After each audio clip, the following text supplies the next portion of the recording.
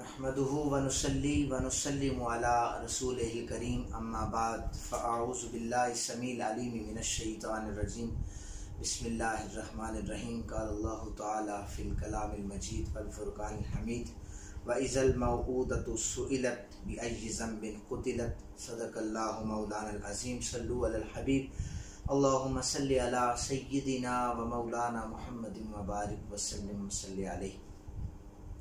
गुफ्तगू का उन्वान बेटियों के हवाले से है। इस ज़िमन में मैंने सूरह तकवीर की एक आयत पढ़ने का शर्फ हासिल किया है, जिसका सादा सा तर्जुमा ये है कि जब जिंदा दफन की हुई लड़की के बारे में सवाल किया जाएगा कि वो किस गुनाह के सबब कत्ल की गई।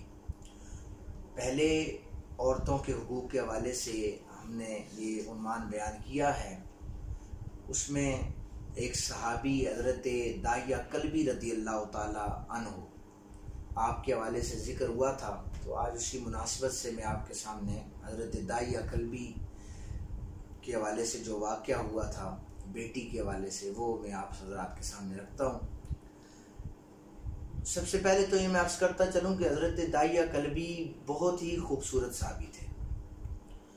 जिब्रील अमीन जब भी कभी हुजूर की बारगाह में तशरीफ़ लाते थे तो वह हज़रत दाहिया कल्बी की सूरत में आया करते थे।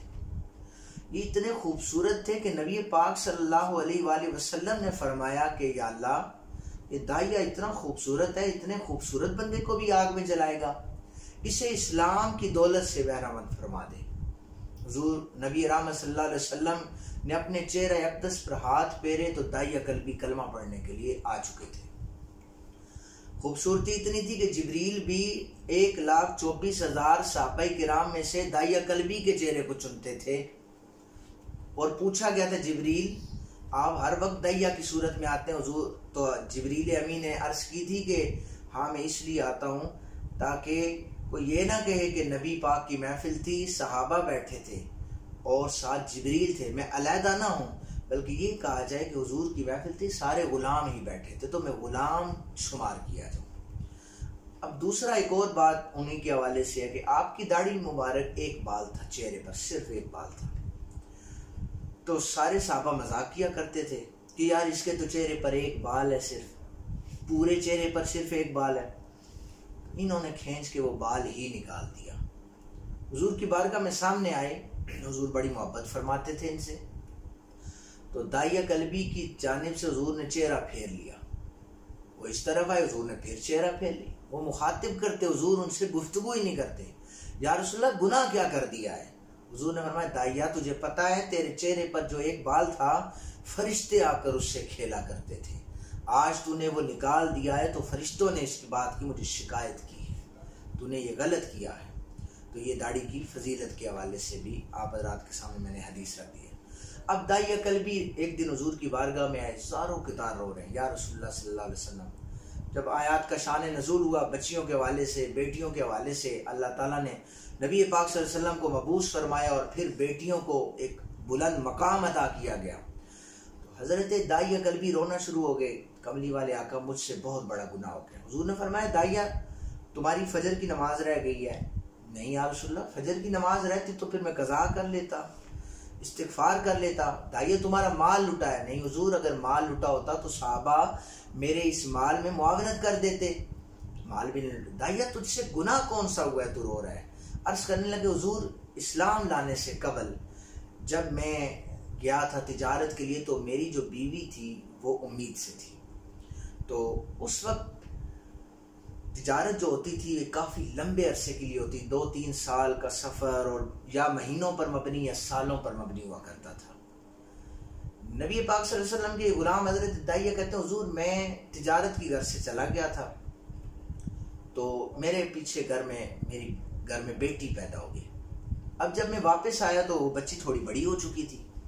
मैंने अपनी बीवी से पूछा कि हमारे घर में ये बच्ची कौन है?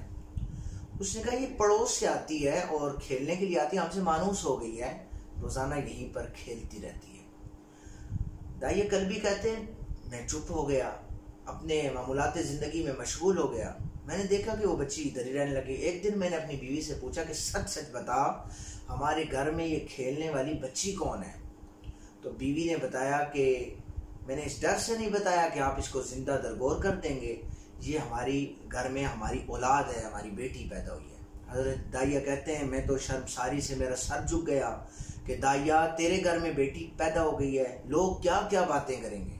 کہتے ہیں میں نے دل پہ پتھر رکھا، کچھ دن گزرے، میں نے والدہ کو تو بتایا ہوا تھا کہ میں اس کو زندہ درگور کر دوں گا، لیکن دائیا کہتے ہیں کہ پھر میں نے بچی کو کہا کہ اس کو اچھے کپڑے پہنائے جائیں، اس کو تیار کیا جائے۔ جب میں نے اس کو تیار کیا، میں جنگل کی طرف اس کو لے کے جانے لگا تو وہ بچی بار بار مجھ سے پوچھتی تھی کہ ابا مجھے کہاں پر لے کے جا رہے ہیں، تو میں ایک ہی جواب دیتا تھا کہ تمہارے رشتہ داروں سے تمہیں ملاقات کروانے لے کے جا رہا ہوں، ملنے کے لیے لے کے جا رہا ہوں۔ تو جب جنگل آیا، کہتے ہیں میں نے اس کو رکھا، میں نے کھدال نکالی، وہاں پر میں نے کھدائی کرنا شروع کر دی۔ اب جب میں کھدائی کرتا رہا، میرے پیشانی پر پسینہ آ جاتا ہے۔ اب دیکھیں اللہ تعالیٰ حضور نبی رحمت صلی اللہ علیہ وسلم بیٹیوں کو رحمت کہا ہے کہ حضرت دائیا کہتے ہیں میرے پیشانی پر جب جب پسینہ آیا، اس نے ننھے دوپٹے سے اٹھ کر میری پیشانی سے پسینے کو بھی صاف کیا کہ ابا آپ تھک گئے ہیں، آپ اتنا کام نہ کریں، کس لیے کر رہے ہیں؟ تو میں دل ہی دل میں کہہ رہا تھا کہ میں اتنا سنگ دل ہو چکا ہوں کہ بیٹی مجھے تجھ پر کسی قسم کا رحم نہیں آ رہا۔ یا رسول اللہ صلی اللہ علیہ وسلم، میں نے پھر اپنی بیٹی کو اپنے ہاتھوں سے اس گڑھے میں ڈالا، گڑھے میں ڈال کر میں نے مٹی کو پھینکنا شروع کر دیا۔ میں مٹی ڈالتا تو وہ میری بیٹی بلند آواز سے کہتی ابا میرا قصور کیا ہے؟ تو میں یہی کہتا تیرا قصور یہ ہے کہ تو میرے گھر میں جنم لے چکی ہے۔ یا رسول اللہ، آج بھی مجھے اس کی آواز میرے کانوں میں پڑتی ہے، وہ مجھے بلا رہی ہوتی ہے کہ ابا میرا قصور کیا ہے۔ یہ واقعہ جب حضرت دائیا بتا رہے تھے، حضور نبی رحمت صلی اللہ علیہ وسلم کی آنکھوں سے بھی آنسو جاری تھے، حضرت دائیا کلبی بھی رو رہے تھے۔ یا رسول اللہ، اتنا بڑا گناہ تھا کہ آج تک اس کو میں بھول نہیں سکا۔ حضور نے فرمایا دائیا سچے دل سے کلمہ پڑھا ہے، اللہ تعالیٰ نے سچے دل سے کلمہ پڑھنے کی وجہ سے، صدقے سے تیرے سارے گناہوں کو معاف فرما دیا ہے۔